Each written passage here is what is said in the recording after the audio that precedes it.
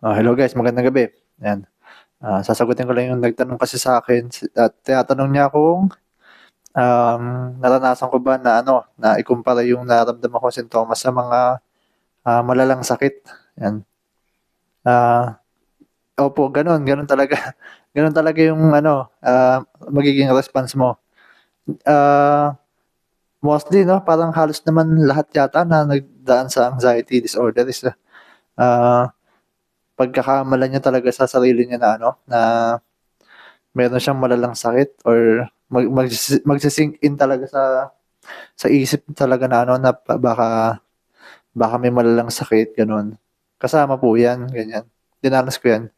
Kasi nga ano, para tayong ano niyan, hyper ako no'n kasi no'n, nag-ano ako, parang nasabi ko kagabi na yung hyper-stimulated, yung parang konting-konti lang na may maramdaman kang kakaiba sa'yo, ano na, mag-o-overthink ka na talaga. Halimbawa, may masakit na kahit konting sakit lang ba sa dibdib, may kumirot, sa ulo may pumintig, ganyan. Sa mata mo parang ba medyo parang nanlalabo yung mata mo, parang masakit yung mata mo, ganyan. Nag-aano ka, nag-o-overthink ka talaga. So, dito halimbawa may sumakit sa tagiliran mo, sa ribcage mo, ganyan.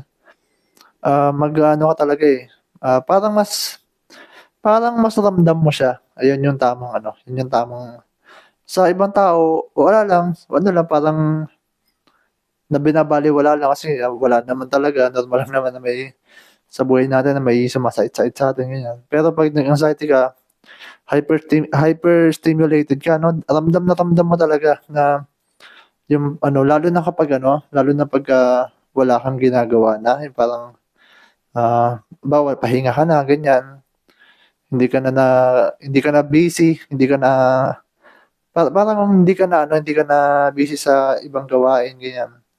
Ano, mas ramdam mo yung mga ano na 'yan, konting kirot 'yan, gano'n po, gano'n. Tapos ano, yun nga balik tayo dun sa tanong na ano, kung naikukumpara. Kasama talaga yun kasi ano, 'pag may sumakit nga sa'yo ta's nag-a-anxiety ka, yun talaga agad yung ano, mangyayari niyan sa'yo. Puwedeng gawin mo niyan is mag-overthink ka, isipin mo ng isipin na baka may ganito ako, baka may ganyan.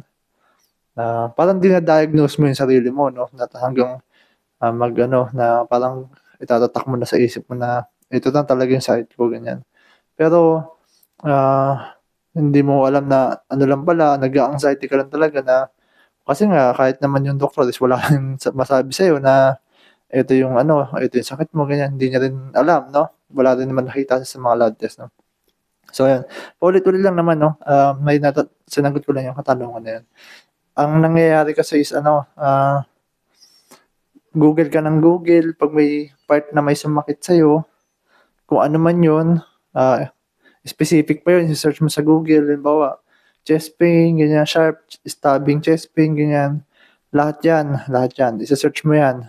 Ah, Kahit sino yata, halos lahat naman ng nakausap ko gano'n 'no, sine-search nila talaga yung ano, yung sintomas na nararamdaman nila. Tapos ano, yun nga parang nangyayari, inaano nila, tawag dun, iniisip na nila hanggang umabot sa point na nag-o-overthink na sila, hindi nahirapan sila makatulog. Gano'n din naman yung dinanas ko na nag-o-overthink na ako kasi parang 'pag tumugma yung sintomas sa nabasa mo, isipin mo is ayun na talaga yung sakit mo. Pero 'pag pumunta ka sa doktor ah, hindi naman yun talaga, 'di ba?